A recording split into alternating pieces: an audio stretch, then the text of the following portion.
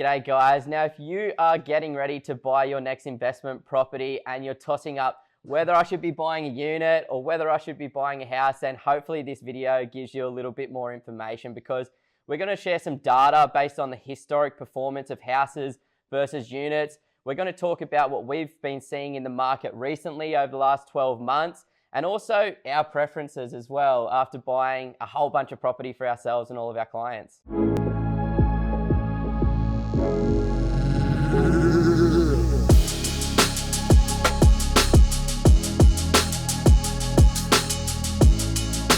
Now, I remember, I think I was 24, I bought my very first unit in Miranda in Sydney.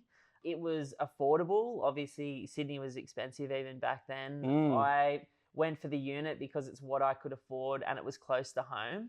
And honestly, it was another 8 years after that I started to look at the history properly. So, it was a really good first step for me. I think me and the boys that I bought it with made almost $100,000 in the few years that we held it. And then I was able to sell it and use that deposit to go and buy a home when I could afford one. So it was a really good first step for me to get into the market. For sure. And looking at the way the market's moving at the moment, you look at a place like Sydney and it's so hard to buy a house down there nowadays, and you're having to sacrifice so much on location. So, if you're buying a place for yourself to move into or something like that, I totally understand it. And Mum did awesome through a unit as well in Cronulla. She basically doubled her money in about 4 years through a unit. So it's definitely worked. But I guess, this is kind of coming from a bit of a longer term outlook, because for us, we're always going to prioritize a longer term investment over short term and see how it works out. So what we found from CoreLogic's data, when they looked at house performance versus unit performance in Australia over 25 years, is that houses had outperformed units by 96%.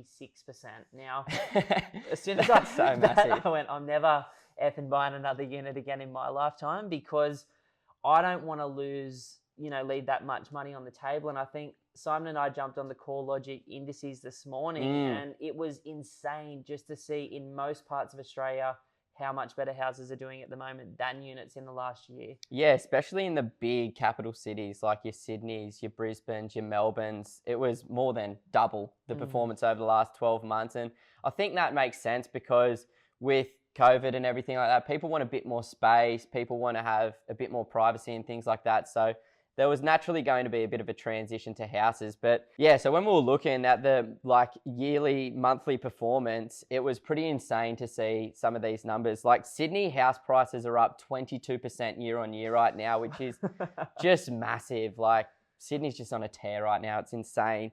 But unit prices were only up about 7%, just over 7%. So massive stark difference there as well. Melbourne house prices are up 12%. Not really performing as well as Australia down there in Melbourne at the moment, but unit prices were only up 5.8, so still over a 50% difference there.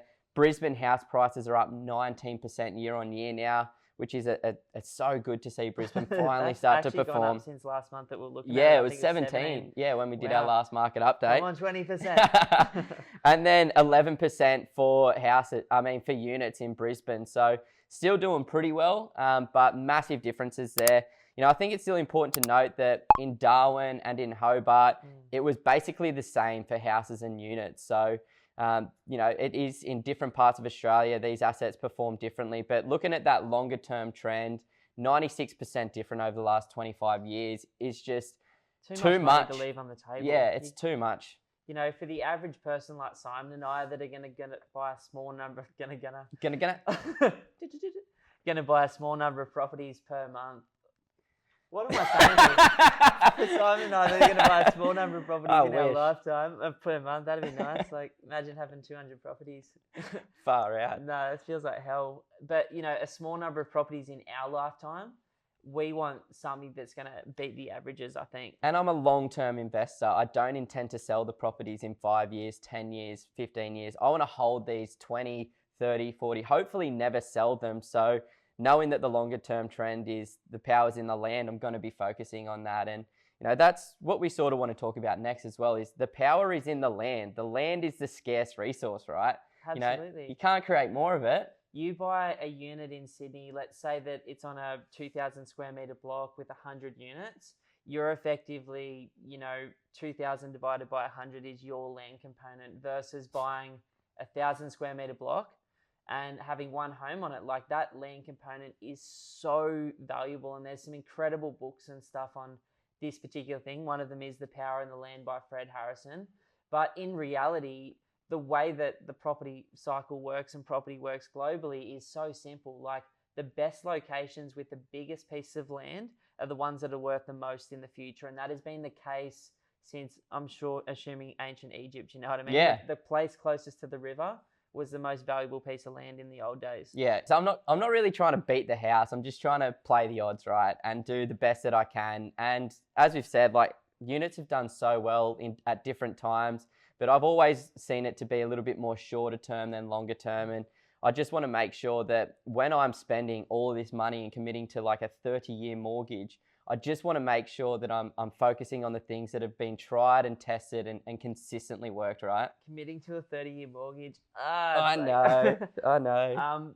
I suppose the other thing we like about land and homes is you can renovate them, you can add bedrooms and bathrooms, you can give them a bit of a cosmetic tidy up, you can knock them down and rebuild them. Yeah. If you buy the right land, you might be able to subdivide or do a duplex or a townhouse, or you might be able to put it together with a few others and sell it to a developer long term. And they are all beautiful upside things outside of whatever the market's going to do. So for me, my personal preference and my portfolio is 100% centered around good land, single homes, or dual income homes with the biggest possible land component in an affordable place that is within my budget with a good rent return. That's sort of what I'm looking for. That's what I'll continue to do. And I think that's worked for a lot of people for a long time. Definitely. And I'm following the exact same strategy. And that's what we help every single one of our clients do as well.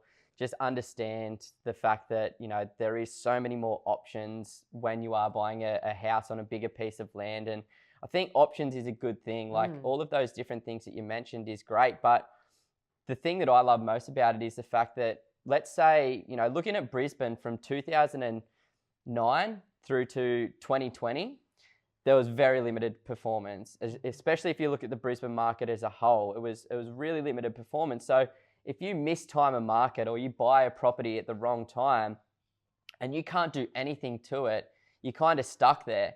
But if you buy a house and you can potentially knock it down and rebuild or add an extra bedroom or bathroom, it's creating options. It's taking matters into your own hands to manufacture some of your own value yourself, which is so hard to do with a unit or a townhouse. So, that's what I sort of want to use it for longer term. Plus, I'm an active investor. I like getting involved. I like spending a bit of money on properties. Basically, that's it. Like blowing the cash and getting the boyfriend there and like blowing our backs out to help you clean them up. Giving myself mulch poisoning. Like, breathe that in. It's good for you, I've heard. We're super excited, guys. Whether you're looking to buy a house or a unit, we hope this video and some of the history has been helpful. And the reality is, if starting with a unit or a unit is what you can afford to buy as an investment or to live in, then make sure it's a well-located one in the right place at the right time.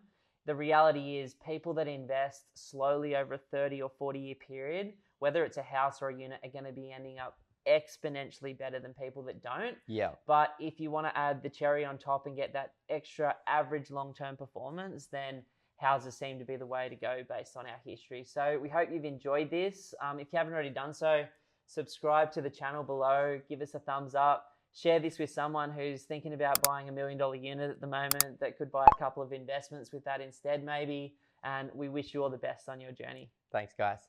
Sweaty. So sweaty.